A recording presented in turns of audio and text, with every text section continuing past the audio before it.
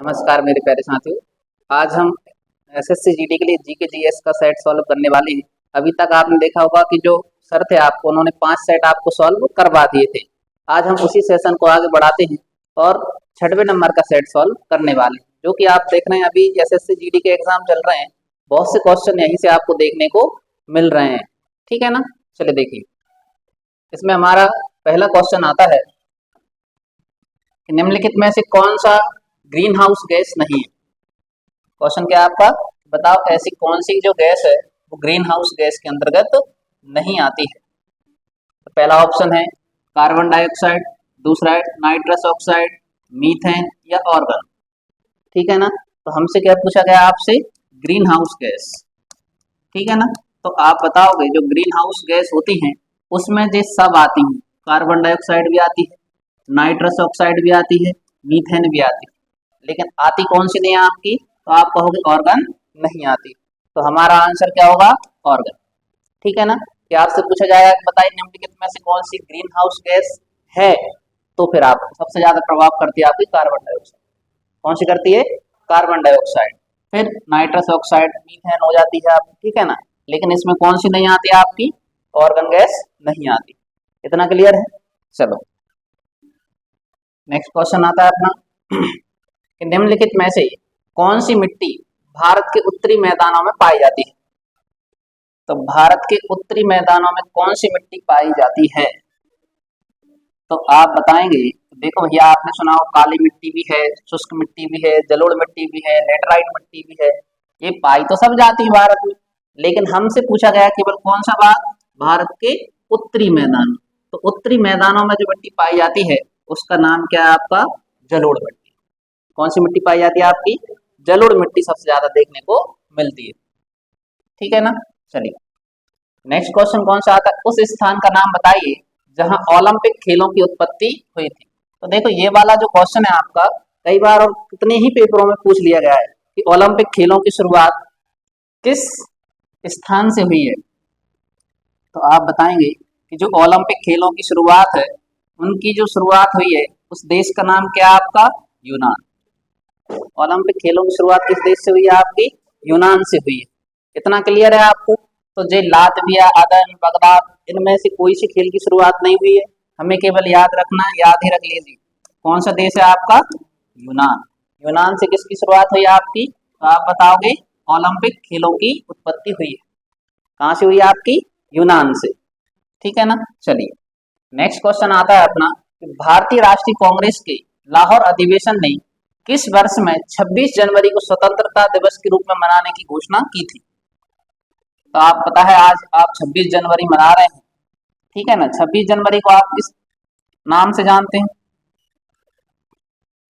वर्तमान देखो आप जानते हैं कि जो 26 जनवरी 1950 से आपने मनाना चालू किया है ना। और किस नाम से मानते हो आप इसको, गणतंत्र दिवस।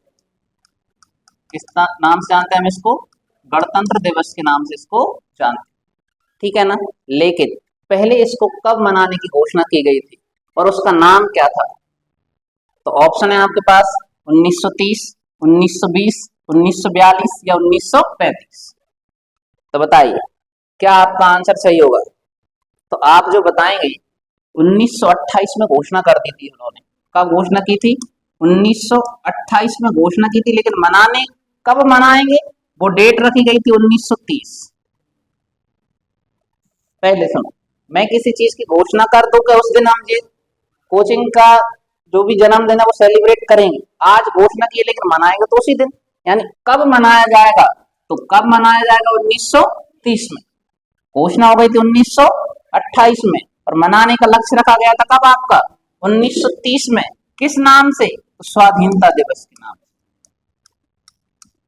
किस नाम से, स्वाधीनता दिवस के नाम से मनाने की घोषणा की गई थी। तो आज हम यही इसका महत्व कम ना हो इसलिए हम 26 जनवरी को क्या मनाते हैं, हम गणतंत्र दिवस मनाते हैं। इसलिए हमने संविधान को इस दिन लागू किया था, वैसे और कोई इसका रीजन नहीं था, ठीक है ना। वैसे तो आपको पता है आंशिक रूप से संविधान कब लागू हो गया था आपका, तो आपको पता है पेपर में क्वेश्चन पूछा गया था आपका कि संविधान को आंशिक रूप से कब लागू किया गया था। तो आप बताओगे, बताओ कब हुआ था, 26 नवंबर कब हुआ था आपका? 26 नवंबर 1949, है ना, स्वीकार कर लिया था। और आंशिक रूप से, किस रूप से? आंशिक रूप से उन्होंने इसको लागू भी कर दिया था। इतना क्लियर है? चलो, तो डेट याद है आपको कि भारतीय राष्ट्रीय कांग्रेस के लाहौर अधिवेशन में किस वर्ष 26 जनवरी को स्वतंत्रता दिवस के रूप में मनाने की घोषणा की थी? तो कब? 1930 में। एक और किस नाम से मनाने की घोषणा की थी उन्होंने? स्वाधीनता दिवस, ठीक है ना। चलो देखो, वर्तमान में अभी हम कब से मनाते हैं? 26 जनवरी 1950। किस नाम से जानते हैं? गणतंत्र दिवस के नाम से इसको जानते हैं, ठीक है ना। और यही आपको याद रखना है, भारत के पहले राष्ट्रपति कौन बने थे? भारत के पहले राष्ट्रपति कौन बने थे आपके? तो आप बताओ कौन बने थे आपके? तो डॉक्टर राजेंद्र प्रसाद। कौन बने थे आपके? डॉक्टर राजेंद्र प्रसाद। और जेई जो थे आपके संविधान सभा के, संविधान सभा के स्थायी अध्यक्ष थे। क्या पूछा जाता है आपका? संविधान सभा के स्थायी अध्यक्ष कौन थे? तो आप बताओगे डॉक्टर राजेंद्र प्रसाद। यही जाके आगे चल के कब कौन बन गए थे आपके? राष्ट्रपति। और इनका जो कार्यकाल है सबसे लंबा कार्यकाल माना जाता है, ठीक है ना। कितने वर्ष का था? तो आप जी कमेंट करके आंसर दें कितने वर्ष का इनका कार्यकाल। नेक्स्ट क्वेश्चन है, यदि दूध को ग्रीष्म काल में फ्रिज के बाहर रखा जाए तो वह खट्टा हो जाता है। जैसे आपको पता है गर्मी आई गई यहाँ पे, है ना, दूध अगर फ्रिज के बाहर रखा रहेगा तो कैसा हो जाता है? खराब हो जाता है, मतलब वो खट्टा हो जाता है। जिसका कारण क्या है? बताओ, किस कारण से दूध आपका खराब हो जाता है या खट्टा हो जाता है? क्या ऑप्शन होगा? पहला ऑप्शन है इसका रंग। रंग से तो कोई प्रभाव नहीं पड़ता, व्हाइट है तो व्हाइट ही बना रहता है, ऐसा तो नहीं होता काला हो जाता है। दूसरा है लैक्टोज एसिड में लैक्टोज शर्करा का रूपांतरण। तीसरा है इसमें मौजूद कैल्शियम। या चौथा प्रोटीन का विभाजन होना। तो हमारा जो आंसर होगा, आप कहोगे कि ग्रीष्म काल में फ्रिज से बाहर अगर हम दूध को निकालते हैं तो वो खट्टा हो जाता है। कारण है उसका लैक्टोज एसिड में लैक्टोज शर्करा का रूपांतरण। इतना क्लियर है? अरे बोलो यस या नो। चलो नेक्स्ट क्वेश्चन आता है अपना, विश्व धरोहर स्थल रोवेन द्वीप निम्नलिखित में से किस विभूति से संबंधित है? कौन से द्वीप की बात चल रही है आपकी? रोवेन द्वीप। तो रोवेन द्वीप के बारे में आपको याद रखना है, कौन सा है? विश्व धरोहर स्थल। विश्व धरोहर स्थल में शामिल है कौन सा द्वीप आपका? रोवेन द्वीप। रोवेन द्वीप किस व्यक्ति से संबंधित है, ये आपका क्वेश्चन पूछा गया आपसे। तो बताइए किससे संबंधित? ऑप्शन है John F Kennedy, Winston Churchill, Jimmy Carter या नेल्सन मंडेला। तो आप बताइए क्या आंसर होगा आपका? तो आप बताएंगे कि जो रोवेन द्वीप है उसका जो संबंध है वो हमारे एक व्यक्ति जिनका नाम क्या है? नेल्सन मंडेला से संबंधित। याद रखना, कई बार पेपर पूछा जाता है नेल्सन मंडेला से संबंधित। इनका देखो, आपने देखा सरदार वल्लभ भाई पटेल, उनकी मूर्ति का बना दी गई है, स्टैच्यू ऑफ यूनिटी के नाम से जानते हैं, हाँ है ना। गुजरात सरदार सरोवर बांध, है ना। यही आपने रामानुजन का नाम सुना होगा। किसका नाम सुना है? हैदराबाद में उनकी मूर्ति बनाई गई, स्टैच्यू ऑफ इक्वलिटी, ठीक है ना। ऐसे ही इनके नाम से प्रसिद्ध है कौन सा द्वीप आपका? रोवेन द्वीप। रोवेन द्वीप किसके नाम से प्रसिद्ध है आपका? नेल्सन मंडेला के नाम से। इतना क्लियर है? चलिए नेक्स्ट क्वेश्चन आता है अपना, 1977 में भारतीय जनसंघ यानी BIS की स्थापना निम्नलिखित में से किसने की थी?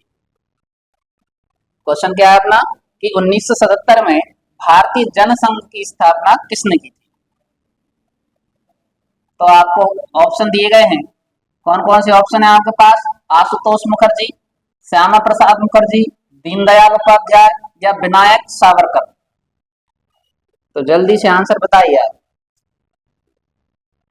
तो आप बताएंगे कि जो 1977 में भारतीय जनसंघ की स्थापना की थी उनका नाम है श्यामा प्रसाद मुखर्जी।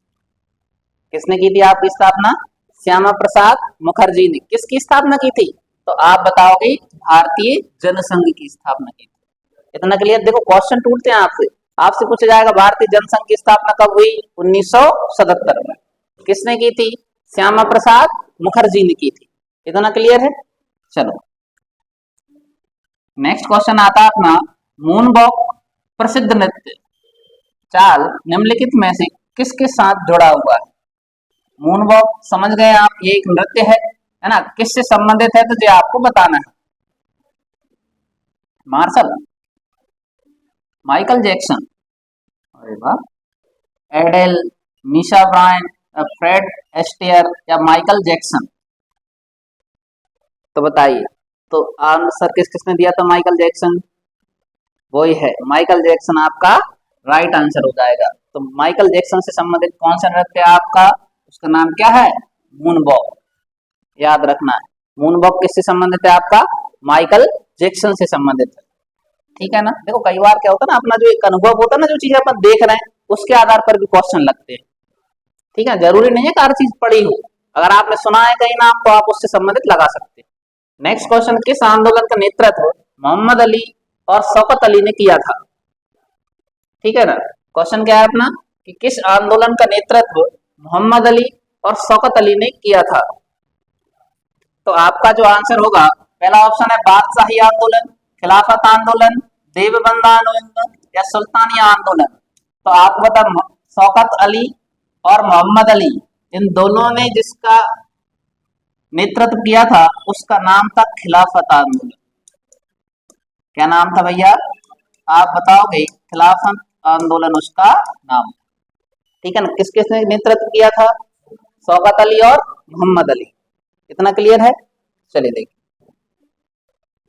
नेक्स्ट क्वेश्चन आता है, हमारे भोजन में आयोडीन युक्त नमक क्यों महत्वपूर्ण होता है? तो आपसे पूछा जाए, जैसे आप नमक खाते हैं ना, नमक खाने से में क्या, नमक में क्या होता है? आयोडीन होता है। तो आयोडीन क्यों जरूरी होता है?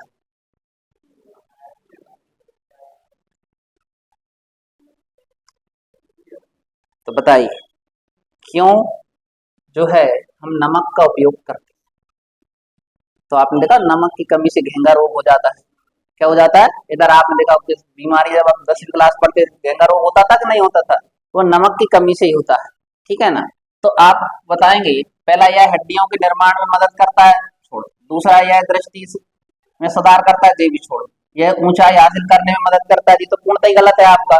तो आपका जो आंसर होगा वो कौन सा सही होगा? सी, यह थायराइड ग्रंथि के सुचारू संचालन में मदद करता है। इतना क्लियर है? नमक क्या काम करेगा आपका? जो थायराइड ग्रंथि है उसका सुचारू रूप से संचालन में क्या करता है? मदद करता है। इसलिए हम इसका उपयोग करते हैं, आयोडीन युक्त नमक का प्रयोग करते हैं। चलिए देखिए, नेक्स्ट क्वेश्चन है, भारत की रियासतों के एकीकरण में किसने निर्णायक भूमिका निभाई? तो बताइए आप, भारत की रियासतों के एकीकरण में किसने अपनी सबसे ज्यादा भूमिका निभाई थी? तो आप ऑप्शन लगाएं। पहला ऑप्शन है मोतीलाल नेहरू, ठीक है ना। दूसरे है कौन आपके? एपीजे अब्दुल कलाम। तीसरे है सरदार वल्लभ भाई पटेल। और जो चौथे हैं टीटी कृष्णमूर्ति। हाँ, तो आपको पता है कि सबसे ज्यादा जो योगदान है वो दिया था आपका किसने? तो उनका नाम क्या है भैया? सरदार वल्लभ भाई पटेल। कौन है आपके? सरदार वल्लभ भाई पटेल, जिनको जो बारडोली की महिलाओं ने सरदार की उपाधि दी थी, इनको ही लौह पुरुष के नाम से जानते हैं। किस नाम से जानते हैं? लौह पुरुष। लौह पुरुष तो अपन कहते हैं इन बारडोली की महिलाओं ने। कहाँ की महिलाओं ने? बारडोली की महिलाओं ने इन्हें कौन सी उपाधि दी थी? सरदार की उपाधि दी थी, ठीक है ना। इनको लौह पुरुष के नाम से जानते हैं। इनकी ही जो प्रतिमा है, क्या है आपकी प्रतिमा जो है वो कहां पर बनाई गई है? सरदार सरोवर बांध। सरदार सरोवर जो बांध है ये कहां पर है? पहले तुझे पता होना चाहिए, तो आप बताओ मुझे ये कहां पर? गुजरात। कहां पर है आपका? गुजरात। और गुजरात में भी कौन सी नदी पर है? तो आप बताओगे नर्मदा नदी, ठीक है ना। अब यहीं से एक क्वेश्चन बनता है, नर्मदा नदी कहां से निकलती है? तो अमरकंटक। कहां से निकलती है? अमरकंटक। अमरकंटक किस जिले में पड़ता है आपका? अनूपपुर में पड़ता है। और ये पड़ता है आपका कहां पर? मध्य प्रदेश में, ठीक है ना। और नर्मदा नदी को मध्य प्रदेश की क्या कहते हैं अपन? जीवन रेखा कहते हैं। मध्य प्रदेश की क्या कहा जाता है इसको? जीवन रेखा के नाम से जानते हैं, ठीक है ना। अब गुजरात में बना हुआ है सरदार सरोवर बांध, ठीक है, यहीं पर बनाई, किस नाम से मूर्ति बनी है? ये प्रतिमा जो है आपका, वो इसका नाम है स्टैच्यू, स्टैच्यू ऑफ यूनिटी। अब देख यूनिटी मतलब सब लोगों को मिलाकर रखना, तो आपने यही तो इन्होंने किया था।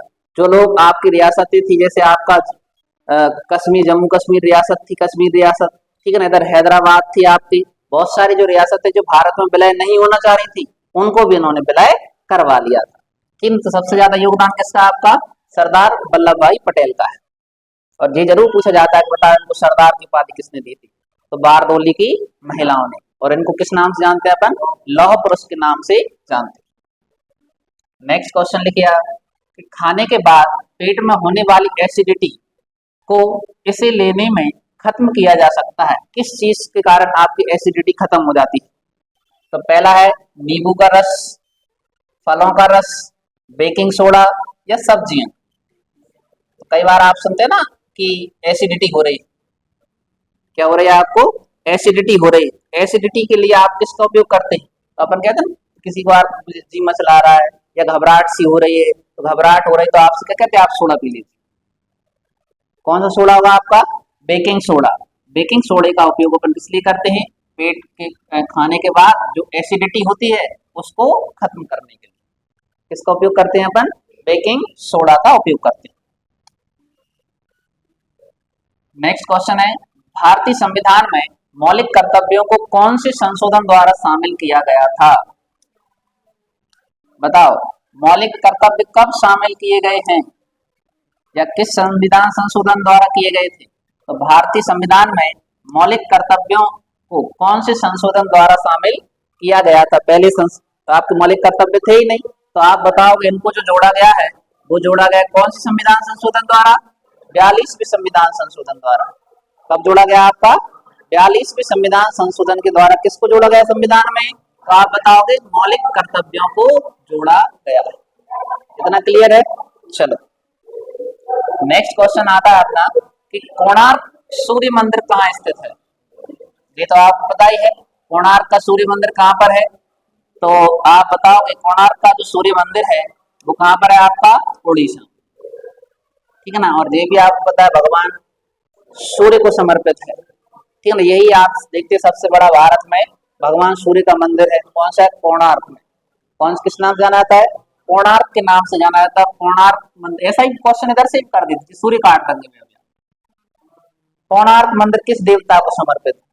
तो आप बताएंगे सूर्य को समर्पित है, ठीक है ना। और सूर्य को समर्पित है, ये कहाँ पर है आपका? उड़ीसा में, ठीक है ना। केदारनाथ का तो नाम सुना ही आपने, उत्तराखंड में, ठीक है ना। तिरुपति बालाजी कहाँ है? तो ये महाराष्ट्र में है। कहाँ पर है?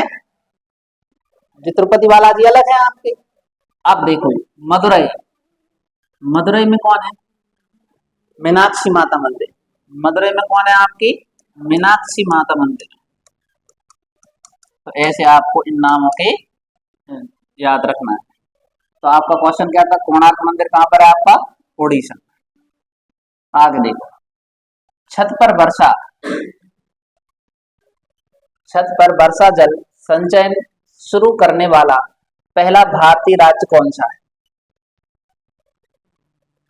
तो बताइए कौन सा राज्य है जिसने छत पर वर्षा जल संचयन शुरू करने वाला पहला राज्य बन गया है? अच्छा, राजस्थान। अच्छा, पानी की कमी वहीं सबसे ज्यादा है, बहुत बढ़िया। तो भैया छत पर जो अगर छत पे बारिश रोकेंगे तो पैसे उड़ जाएगा, वो पानी की कमी है। बारिश भी तो वो पहले छत में भरा मिला है। तो आप जो बताएंगे कि छत पर जो बारिश के लिए पहले स्थान पर है उसका नाम है तमिलनाडु। कौन है आपका? तमिलनाडु। बारिश होती है तो छतों पे पानी एकत्रित कर लेते हैं, ठीक है ना। तो हमारा आंसर क्या हो जाएगा? तमिलनाडु। नेक्स्ट क्वेश्चन है ब्रिटिश सरकार द्वारा भेजे गए साइमन कमीशन का बहिष्कार किया गया था, क्यों? तो बताइए, क्वेश्चन है आपका कि साइमन कमीशन का बहिष्कार क्यों किया गया था? तो आप सोच समझ के आंसर देना, कोई जल्दबाजी आपके पास नहीं है। पहला, सदस्यों के बीच मतभेद थे, ये तो कोई बात ही नहीं की गई उसमें। दूसरा, कमीशन में कोई भी भारतीय सदस्य नहीं था, ये तो बात सही है। दूसरा है कमीशन ने भारत की वित्तीय स्वतंत्रता पर अंकुश लगा दिया था, ये कोई मैटर बात नहीं है आपकी। तीसरा, इसने रियासतों के को विशेष अधिकार दिए, ये बात नहीं है। हमारा जो आंसर होगा कि सबसे ज्यादा जो विरोध किया गया था वो इसलिए किया गया था कि आप जो कमीशन भेजी आपने साइमन कमीशन, उसमें कोई भी नहीं था, कमीशन में कोई भी भारतीय सदस्य नहीं था, इसलिए उसका क्या किया गया था, विरोध किया गया था। ठीक है ना, किसका विरोध किया गया था, आपका साइमन कमीशन। तो आपको पता 1928 में ही साइमन गो बैक के नारे लग रहे थे आपके, तो साइमन कमीशन वापस जाओ। ठीक है ना, और यही आपको पता है 1928 में ही फिर उन्होंने कहा हम वापस जाएंगे तो रिपोर्ट कौन देगा, फिर नेहरू जी ने कहा था, मोतीलाल नेहरू ने, हम देंगे ना रिपोर्ट। तो यही आई थी इनकी नेहरू रिपोर्ट। क्या आई थी आपकी, नेहरू रिपोर्ट। नेहरू रिपोर्ट किसने दी थी आपकी, तो उनका नाम है मोतीलाल नेहरू। ऑप्शन में जवाहरलाल नेहरू मत लगा दी, ये पिताजी हैं इनके। जवाहरलाल नेहरू के पिताजी कौन है, मोतीलाल नेहरू। हाँ, फिर जवाहरलाल नेहरू का भी योगदान है। जो आप प्रस्तावना पढ़ते हैं उद्देश्य का, इस संविधान की उद्देश्य का, क्या पढ़ते हैं अपन, इस संविधान की उद्देश्य का किसने तैयार की है, तो उनका नाम है क्या आपका, जवाहरलाल नेहरू। ठीक है ना, तो उनने उद्देश्य का जो वर्तमान में आप प्रस्तावना पढ़ते हैं वो किसकी देन है आपकी, जवाहरलाल नेहरू। लेकिन इनने क्या रिपोर्ट की थी, नेहरू रिपोर्ट के नाम से सबमिट की थी, कब, 1928। ठीक है ना। चलो नेक्स्ट क्वेश्चन आता है अपना कि 12वीं पंचवर्षीय योजना का उद्देश्य रखा गया था। कौन सी पंचवर्षीय योजना की बात चल रही है आपकी, 12वीं पंचवर्षीय योजना की बात चल रही। तो सोच लीजिए आप आराम से।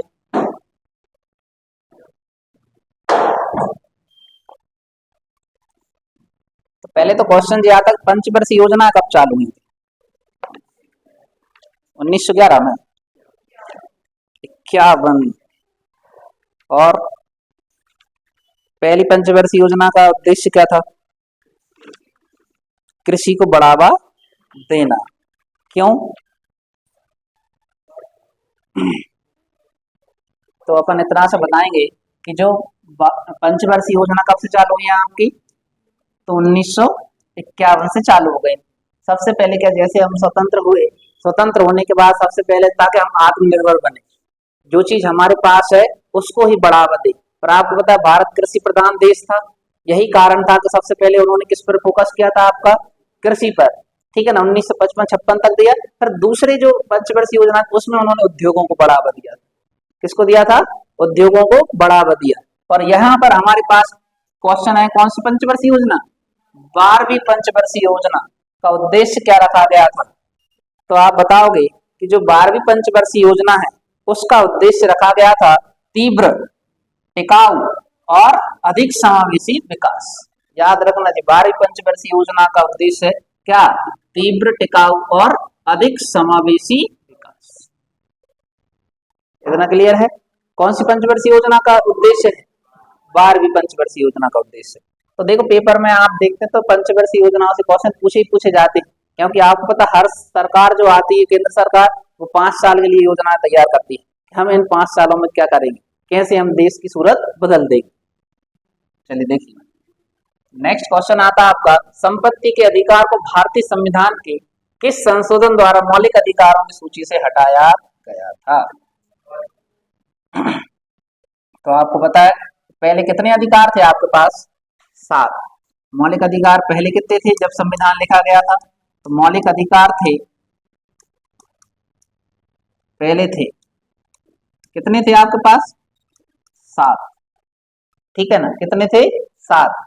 और वर्तमान में कितने हैं, मौलिक जो अधिकार है वो है 6। अभी कितने हैं आपके पास, 6। एक जो हटा दिया गया है वो कौन सा हटाया गया आपका, संपत्ति का अधिकार। कौन सा हटाया गया है, संपत्ति का। और संपत्ति के अधिकार को हटाकर 300 काम है यानी कानूनी अधिकार बना दिया। क्या बनाया गया, केवल कानूनी अधिकार बनाया गया, मौलिक अधिकार की सूची से हटा दिया गया। ठीक है ना, तो आप कहो किस संविधान संशोधन द्वारा हटाया गया है, तो आप कहोगे आंसर होगा आपका कौन सा, 44वां संविधान संशोधन। किसको हटा दिया गया है, संपत्ति के अधिकार को हटा दिया गया। ठीक है ना। और कहाँ ले गए इसको अपन, कानूनी अधिकार में रख दिए गए 300 ए। किस में रख दिया गया आपका, 300 ए में रख दिया गया। अब अपना जो क्वेश्चन है, आपने कहा 7 थे 6 बचे, तो 6 कौन कौन से, तो देखो इनको रटना नहीं होता और सिस्टमेटिक तरीके से याद रखना होता है कि सबसे पहले भारत में क्या नहीं थी, तो आपने कहा सब लोग भेदभाव करते थे, तो सबसे पहले हम लेकर आए समानता। क्या लेकर आए थे, समानता। जब समानता के आपको समानता दे दी, सब लोग हम भाई भाई हैं, तो भाई भाई हैं तो कल से स्वतंत्रताएं भी दो हमें। क्या दो आप, स्वतंत्रता। तो पहला समानता, दूसरा क्या जुड़ गया था आपका, स्वतंत्रता जुड़ गई, ठीक है ना। क्या जुड़ गई है, स्वतंत्रता। तो आपको पता है पहले जब समानता होती है तो स्वतंत्रता मिल गई, और जैसे आप स्वतंत्र हो गए तो अपनी मनमानी चलाएंगे। पर आप घर वालों से कहने लगे क्या, आज से हम स्वतंत्र हैं, हम अपने काम सब कर सकते हैं, हमें घूमने फिरने की स्वतंत्रता है। और जब आप घूमोगे फिरोगे तो किसी ना किसी के तो फांसी में आओगे, तो कोई ना कोई व्यक्ति आपको पागल बना देगा, मतलब होगा आपका क्या, शोषण। क्या होगा, शोषण। जब शोषण होगा तो फिर आपको पता पड़ेगा क्या क्या पता पड़ेगा, तो आप कहोगे, फिर जब शोषण होता है तो आप कहते हैं हे भगवान अब तो तुम ही, दुनिया ने किसी ने नहीं अपनाया है, मुझे तो बस मालिक ने ही अपनाया है। तो भगवान के पास जाओगे आप, तो धर्म करोगे। क्या करोगे आप, धर्म करोगे। तो धर्म करोगे तो भगवान भी एक बात कहते हैं, बेटा धर्म से बड़ा है कर्म, जाओ कोचिंग पढ़ने जाओ। अभी तुम पढ़ने जाओगे यानी शिक्षा प्राप्त करोगे। क्या प्राप्त करोगे, शिक्षा। कहते ना, जब तक आप खुद की मदद नहीं कर सकते तो भगवान भी आपकी मदद नहीं कर सकता। जब 6 हो गया, शिक्षा 5वां हो गया है, तो 7 बजे पढ़ गए हो, अब कोर्ट में चले जाओ। कहाँ चले जाओ आप, न्याय तो वही मिलेगा कि नहीं मिलेगा, भगवान थोड़ी न्याय देने आ रहे हैं। तो सीधी सी बात है, 7वें में आप पहुंच जाओगे कहाँ पर, संवैधानिक उपचारों का, यानी आप कोर्ट में पहुंच जाओ, हाई कोर्ट और सुप्रीम कोर्ट, ठीक है ना। तो 6वां हो जाएगा आपका। अब इनको हम ऐसे पढ़ेंगे, समानता का अधिकार, स्वतंत्रता का अधिकार, शोषण के विरुद्ध अधिकार, ठीक है ना, धार्मिक शिक्षा का अधिकार, सॉरी धार्मिक स्वतंत्रता का अधिकार, शिक्षा का अधिकार, शिक्षा एवं संस्कृति का अधिकार, और इधर हो जाएगा संवैधानिक उपचारों का अधिकार। ऐसे 6 अधिकार अपने पास हैं, एक 7वां अपने संपत्ति का अधिकार हट गया, ठीक है ना। कारण क्या था, उसका भी एक रीजन था कि इससे विकास नहीं हो पा रहा था।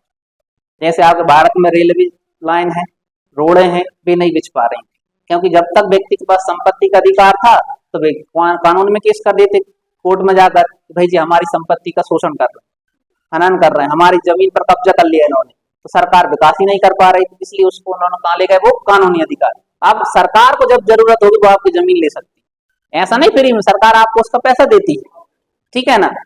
तो उस हिसाब से विकास भी आपने देखा, चारों तरफ रेल लाइन बिछ गई हैं आपकी, सड़कें भी बिछ गई हैं आपकी, तो इस कारण से सरकार को विकास करने में परेशानी नहीं आती, ठीक है ना, क्योंकि सरकार पैसे देती है। नेक्स्ट क्वेश्चन है, कागजी शिल्प सांझी की उत्पत्ति भारत के निम्नलिखित में से किस स्थान पर हुई। कागजी शिल्प सांझी की उत्पत्ति निम्नलिखित में से किस स्थान पर हुई, यह आपका क्वेश्चन है। तो याद रखना है, बहुत बच्चे गलत लगा के आते हैं इसको। कागजी शिल्प सांझी की उत्पत्ति जो हुई है वो आपकी हुई है कहां से, मथुरा से। कहां से हुई है, और अगर आप देखें तो प्राचीन काल के समय जब महाजनपद थे, ठीक है ना, सबसे ज्यादा जो शिल्प कलाएं विकसित हुई थी वो मथुरा से हुई थी। कहां से हुई थी आपकी, मथुरा से ही हुई थी। उस समय हब था मथुरा शिल्प कला का, ठीक है ना। तो आपने देखा हो ना, जब आप वृंदावन मथुरा जाते हैं तो मंदिरों का निर्माण आपने देखा होगा, ठीक है ना। और उत्तर भारत है, मथुरा कहाँ था आपका, उत्तर भारत। और उत्तर भारत में सबसे ज्यादा कौन सी शैली के मंदिर देखने को मिलते हैं आपको, नागर शैली के। कौन सी शैली के मंदिर देखने को मिलते हैं, नागर शैली। कहां पर, उत्तर भारत, ठीक है ना। लेकिन अगर आप दक्षिण भारत की बात करें, कहां की बात करें आप, दक्षिण भारत की बात करें, तो यहां हो जाएगी कौन सी आपकी शैली, द्रविड़ शैली। कौन सी शैली आ जाएगी अपनी, द्रविड़ शैली। और बीच में इन दोनों के मिले जुले रूप, तो वो कहलाती है आपकी कौन सी, बेसर शैली। कौन सी कहलाती है आपकी, बेसर शैली। बेसर शैली मतलब समझते, जो बीच के राजा ने दोनों को मिला दिया, ना इधर के है ना उधर के, ठीक है ना, ये आपको याद रखना। नेक्स्ट जो क्वेश्चन आता है अपना, कि इमली में मौजूद अम्ल का नाम बताइए। इमली में मौजूद अम्ल इमली में कौन सा अम्ल पाया जाता है? जल्दी से बताइए, इमली में कौन सा अम्ल पाया जाता है? साइट्रिक अम्ल या लैक्टिक अम्ल या टार्ट्रिक अम्ल?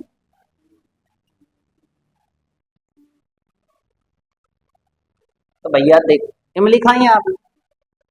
इमली खाई है कि नहीं खाई? जब इमली को आप खाते हैं, खाते खाते रस ले लेके आखिरी मुंह में क्या बचता है?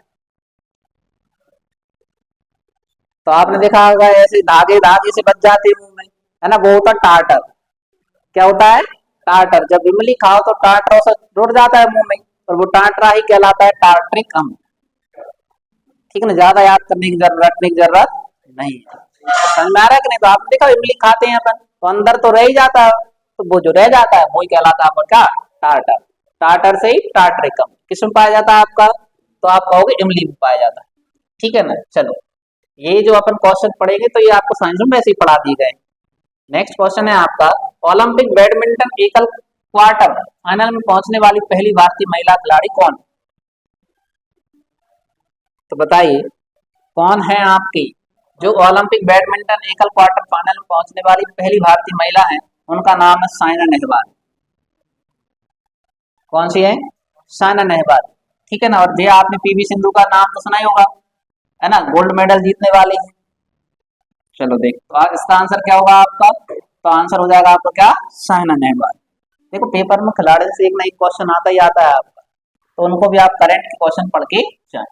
नेक्स्ट क्वेश्चन, आज सच्चिदानंद सिन्हा के स्थान पर भारत की संविधान सभा का अध्यक्ष चुना गया था, कौन बने थे आपके? तो आप कहोगे जी तो आपको पता ही है, मोहनदास करमचंद गांधी। क्या जी बने थे क्या आपके? ये तो नहीं बने थे, तो कौन बने थे? राजेंद्र प्रसाद। कैसे अध्यक्ष बनाए गए थे आपके? स्थायी अध्यक्ष। लेकिन पेपर में क्वेश्चन यहाँ से भी याद रखना है कि जो सच्चिदानंद सिन्हा को अध्यक्ष बनाया गया था वो किस देश की तर्ज पर बनाया गया था? तो देखो जैसे आपने कोई संविधान सभा है, पहले ही पता ही नहीं था अध्यक्ष कौन बनेगा, ना कोई चुनाव हुआ था, कौन हमारी मीटिंग को संबोधित करेगा, तो उन्होंने देखा कि उन्होंने एक फ्रांस की पद्धति अपनाई। किस देश के आधार पर? फ्रांस। कि जो लोगों में सब सदस्यों में सबसे ज्यादा बुजुर्ग आदमी कौन है आपका? बुजुर्ग आदमी, उसको अध्यक्ष बनाया गया था। मतलब सबसे बुजुर्ग, सबसे कौन आपके? बुजुर्ग व्यक्ति यानी उम्र दराज व्यक्ति थे कौन आपके? सच्चिदानंद सिन्हा, इसलिए इनको अध्यक्ष बनाया गया था। और ये अस्थायी थे। कैसे थे आपके? अस्थायी थे। बाद में आपको पता है मुस्लिम लीग द्वारा इनकी जब मीटिंग हुई इसका बहिष्कार कर दिया गया था, फिर जाके आगे चल के स्थायी अध्यक्ष बने थे कौन आपके? राजेंद्र प्रसाद। ठीक है ना, तो जे कौन थे आपके? सरदार वल्लभ भाई पटेल, गृह मंत्री। कौन थे आपके? गृह मंत्री। और जे आपको पता है कृषि मंत्री भी रह चुके हैं। कौन रह चुके हैं आपके? कृषि मंत्री। जवाहरलाल नेहरू कौन थे आपके? प्रधानमंत्री। कौन थे आपके? प्रधानमंत्री बने। और जो मोहनदास करमचंद गांधी यानी महात्मा गांधी, ये कोई नहीं बने, ये कार्यकर्ता थे। और जैसे जैसे स्वतंत्रता मिली तो इनको बेचारों को किनारे लगा ही दिया गया था। बताओ महात्मा गांधी को गोली किसने मारी थी? नाथूराम गोडसे ने मार दी थी गोली। तो देखो जब तक स्वतंत्रता मिलनी थी बेचारे लड़ाई बनने लड़ी, और आखिरी तक समय वो स्वतंत्रता का लाभ ले ही नहीं पाए। इसलिए कहते हैं ना कि मेहनत किसी और की, फल किसी और को ही मिलता है। जैसे आप नौकरी करोगे तो आपके आने वाले बच्चे उसका भरपूर फायदा उठाते आए ना, तो अच्छा है, उनका जीवन तो सुधर जाता है। आगे देखो नेक्स्ट जो क्वेश्चन आता है, भारत के वित्त मंत्री ने अपने बजट भाषण में स्वदेशी रूप से विकसित नामक अर्ध उच्च गति ट्रेन के शुभारंभ की घोषणा की है। तो ये तो आप बताइए अभी, और बजट में जो आया है आपको उसमें और ज्यादा सबसे ज्यादा भारत सरकार इसी पे ज्यादा ध्यान दे रही है कि जितने भी चक्कर पक्कर डिब्बे चल रहे हैं आपके, उनको किस तर्ज पर बनाया जा रहा है? वंदे भारत की तर्ज पे। और आपको पता है कि जितनी ज्यादा वंदे भारत की तर्ज पर सुविधाएं अवेलेबल होंगी, किराया उतना ही कैसा हो जाएगा? महंगा हो जाएगा। ठीक है ना, सुविधाएं हैं, क्या मिल रही हैं आपको? सुविधाएं मिल रही हैं। आप देख रहे हैं कि इतने प्लेटफॉर्म तैयार हो रहे हैं आपके, नए नए आधुनिक प्लेटफॉर्म तैयार हो रहा है, उसमें पैसा इन्वेस्ट हो रहा है। अब सरकार कहाँ से कवर करेगी? यहाँ टैक्स बढ़ाकर टिकट का किराया बढ़ जाएगा तो पैसा ऑटोमेटिक गवर्नमेंट के पास पहुंचेगा। तो किस आंसर क्या होगा आपका? वंदे भारत एक्सप्रेस। क्या हो जाएगा आपका? वंदे भारत एक्सप्रेस। और सबसे ज्यादा अभी जो 2024 का बजट आया है उसमें सबसे ज्यादा इन्वेस्ट किया जा रहा है इसी पर। किस पर? वंदे भारत एक्सप्रेस पर। नेक्स्ट क्वेश्चन है अपना, बांधों को आधुनिक भारत के मंदिर किसने कहा है? दोस्तों, कि बांधों को आधुनिक भारत के मंदिर की संज्ञा किसने दी? तो ये तो आपको पता होना चाहिए कि उस समय जब हमारे देश के प्रधानमंत्री थे जिनका नाम था जवाहरलाल नेहरू। कौन थे आपके? जवाहरलाल नेहरू।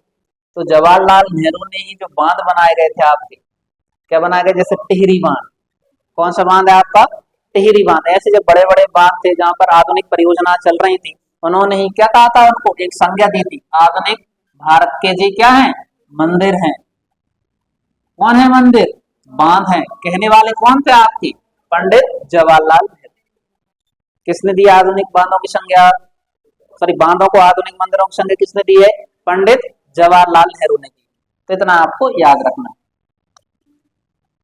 नेक्स्ट जो क्वेश्चन आता है आपका कि गांधी जी ने साबरमती आश्रम की स्थापना कब की थी? तो जिनको आंसर पता है वो कमेंट करके आंसर दे दो जल्दी से, और जो इधर बैठे हैं वो इधर से ही आंसर दे दीजिए आप।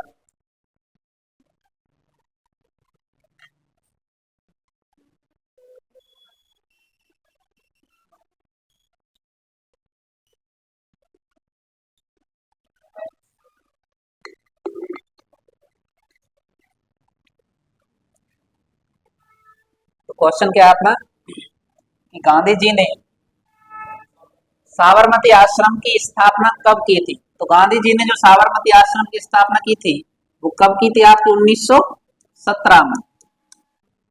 कब की थी? 1917 में इसकी स्थापना कर दी। ठीक है ना। अब अगर आपसे पूछा जाता है कि ये जो साबरमती आश्रम है किस नदी के तट पर बना हुआ है,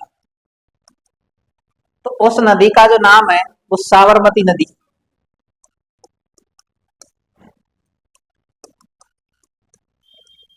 कौन सी नदी आपकी? साबरमती नदी के तट पर ही बना है। कौन सा? साबरमती आश्रम। ठीक है ना। और जो साबरमती जो आश्रम है किस जिले में पड़ता है? जिले का भी नाम आपको याद रखना है। तो जिले का नाम क्या आपका? जिला है अहमदाबाद। जिले का नाम क्या है आपका? तो आप बताओगे जिले का नाम है क्या? अहमदाबाद। ठीक है ना। अगला, जो महात्मा गांधी दक्षिण अफ्रीका कब गए थे? ये भी याद रखना आपको। महात्मा गांधी दक्षिण अफ्रीका कब गए थे? तो आप बताओगे तो जो महात्मा गांधी हैं, महात्मा गांधी दक्षिण अफ्रीका गए थे 1893 में। कब गए थे आपके? 1893 में। कहां पर गए थे आपके? दक्षिण अफ्रीका गए थे। ठीक है ना। और जैसे ही ये दक्षिण अफ्रीका गए, पढ़ लिख लिए, वहां से वकालत की थी इन्होंने। पढ़ लिख कर आने के बाद जैसे ही ये लौट कर आए थे, इनके ही आने की खुशी में हम बनाते हैं प्रवासी भारतीय दिवस। क्या बनाते हैं अपन? प्रवासी भारतीय दिवस। कब मनाते हैं अपन? तो अपन मनाते हैं कब? 9 जनवरी। याद रखना, प्रवासी भारतीय दिवस किसकी याद में मनाया जाता है? महात्मा गांधी। महात्मा गांधी कहां से लौट कर आए थे आपके? दक्षिण अफ्रीका से लौट कर आए थे। ठीक है ना। इधर तक क्लियर है? चलो, नेक्स्ट क्वेश्चन आता है अपना कि देश का पहला मेडिकल डिवाइस पार्क किस राज्य में स्थापित किया जाएगा? तो बताइए आप, देश का पहला मेडिकल डिवाइस पार्क किस राज्य में स्थापित किया जाएगा? तो इसका जो आंसर है आपको याद रखना है, जो मेडिकल डिवाइस, याद रखना जिस शब्द क्या जुड़ा हुआ आपका? Medical device park. कहां पर स्थापित किया जाएगा? तो वो किया जाएगा कहां पर आपका? केरल में। ठीक है ना। आपको पता है, देखो इधर ही सिलिकॉन वैली के नाम से किसको जानते हैं अपन? बेंगलोर को जानते हैं। बेंगलुरु को जानते किस नाम से अपन? Silicon valley.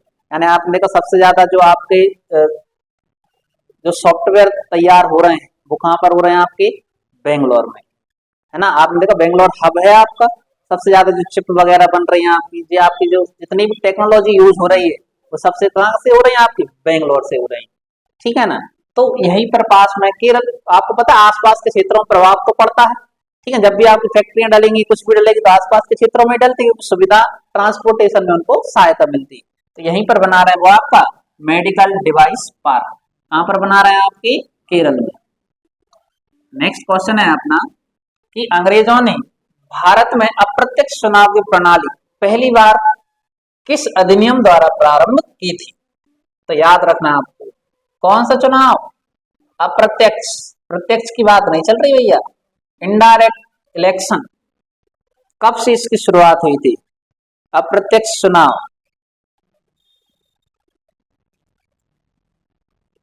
तो बताइए, जिनको पता है वो आंसर दीजिए। ऑप्शन है आपके पास 1856, 1956, 1982 या 1892। तो आंसर जो आपका होगा कि देखो, अगर अपन एक और कई बार अपन गए तो तुक्का लगाते हैं, तो क्रॉस चेक भी कर लिया करवा। आपने कहा अंग्रेजों का समय था, तो 1956 में तो अंग्रेज थे ही नहीं, थे क्या? क्या आप कहोगे 1982 में अंग्रेज थे? नहीं थे, दो ऑप्शन तो कैंसिल ही हो गए आपके। ठीक है ना। अगला है कौन सा आपका, 1856 और 1892। तो आप आंसर इनमें तुक्का लगाते, कई बार लोगों का सही भी हो जाता है। तो आपका जो आंसर है वो है 1892। कौन सा है आपका, 1892 में। तो याद रखना आपको, अंग्रेजों ने अप्रत्यक्ष चुनाव प्रणाली का पहली बार उपयोग किया था कब, 1892 के अधिनियम द्वारा। किसके द्वारा, 1892 के अधिनियम के द्वारा अप्रत्यक्ष चुनाव प्रणाली को उन्होंने अपनाया था। ठीक है ना। तो आगे क्वेश्चन लिख लेना कि भारतीय भारतीय परिषद अधिनियम, भारतीय परिषद अधिनियम 1982, कौन सी है, 1982 के द्वारा, भारतीय परिषद अधिनियम 1982 के द्वारा भारत में अप्रत्यक्ष रूप से लोकतंत्र शुरू हुआ था। भारत में अप्रत्यक्ष रूप से लोकतंत्र की शुरुआत हुई। पेपर में क्वेश्चन पूछ जाता है, भारत हमारा कैसा देश है, लोकतंत्र, लोकतंत्रात्मक देश है कि नहीं, जनता का तंत्र है कि नहीं भारत में। जनता वोट डालती है राजा को चुनने के लिए, जहां जनता वोट डाल रही मतलब समझ जाना वहां लोकतंत्र है, राजतंत्र नहीं है। क्या हमारे भारत में राजा महाराजा भी है कोई, तो कोई नहीं है। तो लोकतंत्र, क्वेश्चन याद रख लेना कि भारत में जो अप्रत्यक्ष रूप से मतलब संकेत मिलने लगे थे हमें इसके कि भारत में क्या है कि लोकतंत्र चालू हुए, जनता की चलेगी अब। तो इसकी शुरुआत कब से हो गई थी आपकी, तो आप बताओगे भारतीय परिषद अधिनियम 1982 के द्वारा। यहीं पर इन्होंने क्या डलवाए थे आपको, सबसे पहले अप्रत्यक्ष रूप से चुनाव करवाए थे। ठीक है ना। अगर एक और याद रखना, भारत विश्व का सबसे बड़ा लोकतंत्र देश, ये भी याद रखना आपको। क्वेश्चन क्या है आपका, भारत जो है विश्व का, यानी भारत विश्व का सबसे बड़ा लोकतंत्र देश है।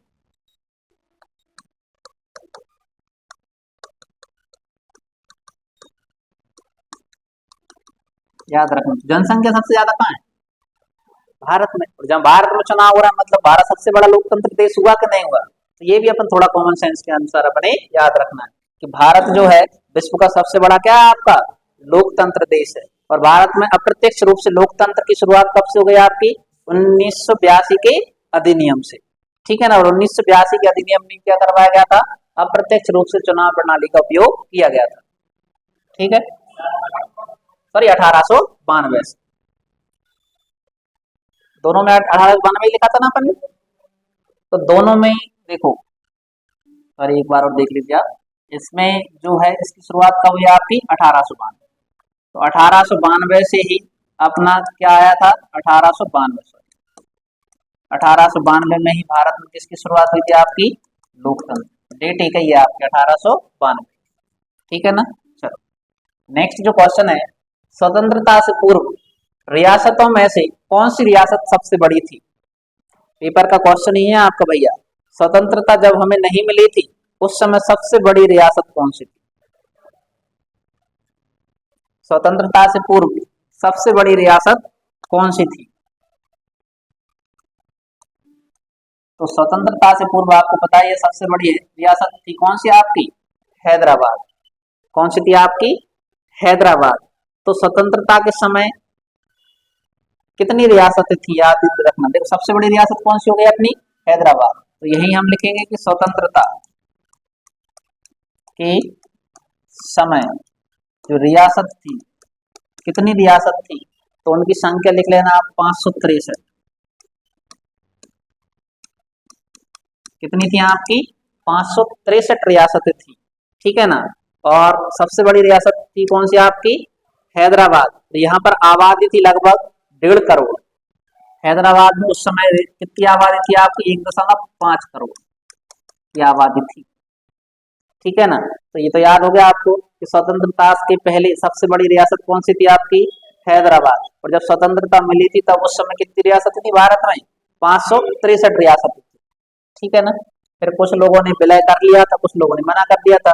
जो विलय नहीं किया था जिन्होंने, उनको विलय करवा दिया था किसने, आपके सरदार वल्लभ भाई पटेल।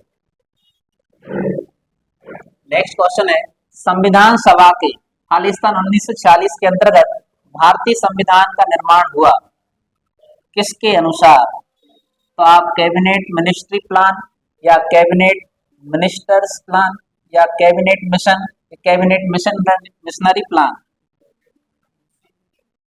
सी ऑप्शन। तो आंसर क्या होगा आपका, तो आप बताओगे कैबिनेट मिशन।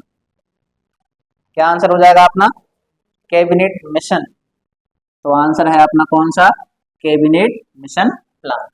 कब आया था, 1946, जिसके अनुसार ही हमने क्या किया था, भारतीय संविधान का निर्माण किया था, ठीक है ना। तो आगे देखिए, याद रखना आपको, जब ये आया था तो इसके अध्यक्ष कौन थे, कैबिनेट मिशन प्लान के क्या बताना अपने अध्यक्ष। 3 व्यक्ति आए थे वैसे, कितने व्यक्ति थे इसमें, 3 व्यक्ति थे, लेकिन आपको पहले याद रखना इसके अध्यक्ष कौन थे। तो उनका नाम था sir Pethick Lawrence, sir Pethick Lawrence. क्या नाम था उनका, सर पैंथिक लॉरेंस, ठीक है ना। और इसमें 2 अन्य सदस्य भी थे, अन्य सदस्य कितने थे, 2। अब 2 कौन कौन थे, तो उनके नाम याद रखना आपको। पहले जो थे उनका नाम था sir Stafford Cripps, sir Stafford Cripps, ठीक है ना। क्या नाम था उनका, सर स्टेफोर्ड क्रिप्स। और दूसरे का नाम था एबी अलेक्जेंडर। क्या नाम था दूसरे का, एबी अलेक्जेंडर,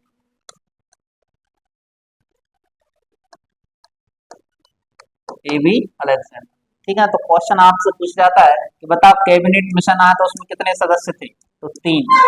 कितने सदस्य थे, 3, अध्यक्ष को भी शामिल करके।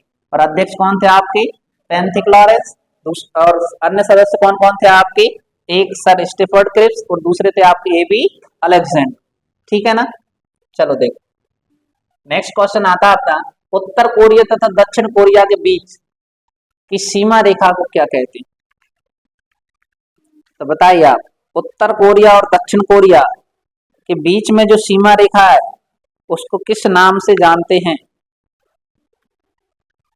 38वीं, सोच लीजिए 38वीं है क्या 39वीं है।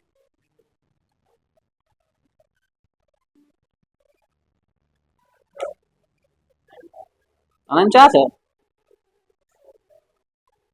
तो लगाओ आप आंसर, क्या आंसर लगाएंगे आप, कि उत्तर कोरिया और दक्षिण कोरिया, कौन सी आपकी, उत्तर कोरिया और दक्षिण कोरिया के बीच जो सीमा रेखा है उसका जो नाम है, बताओ ये अंकित क्या नाम है, 38वीं समांतर रेखा। कौन सी आपकी, 38वीं समांतर रेखा।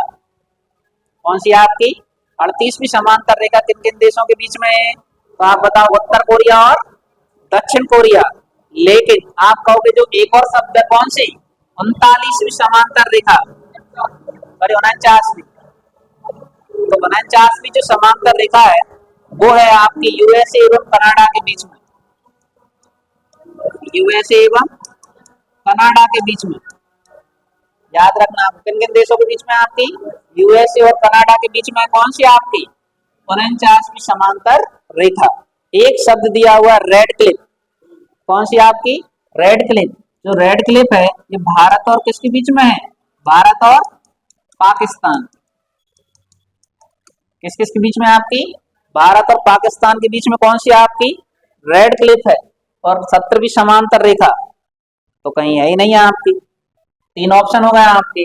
आप और लिख लीजिए, आपसे पूछा जाएगा मैकमोहन, कौन सी आपकी मैकमोहन रेखा, तो किस किस देशों के बीच में है मैकमोहन रेखा, तो आप बताओगे भारत और किस किस के बीच में, चीन के बीच में। ठीक है ना। एक ऑप्शन आता है आपका हिडनबर्ग रेखा, कौन सी रेखा आपकी, हिंडनबर्ग रेखा। तो हिडनबर्ग जो रेखा है वो किन किन देशों के बीच में है, तो आप बताओगे जर्मन और पोलैंड के बीच में। किस किस के बीच में, जर्मन व पोलैंड। ठीक है ना। एक और क्वेश्चन पूछा जाता है मैगिनॉट रेखा, कौन सी पूछी जाएगी आपसे, मैगिनॉट रेखा।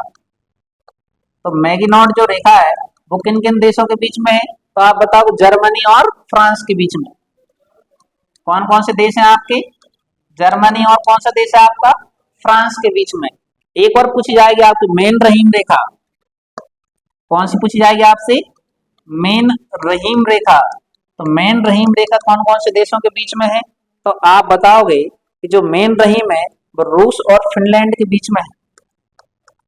कौन कौन से देश हैं आपके, रूस और फिनलैंड।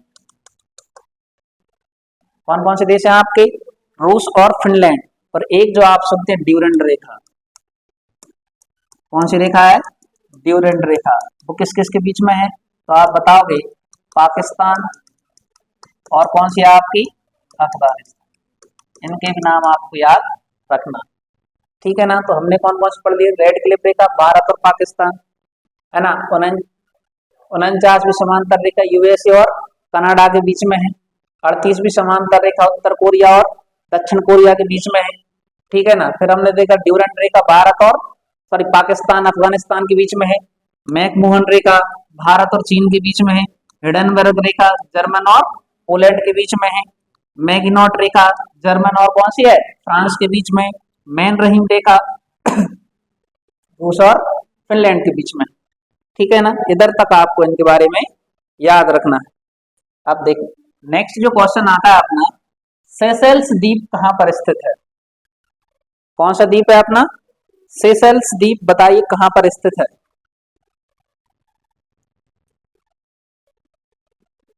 तो जल्दी से आंसर दीजिए आप।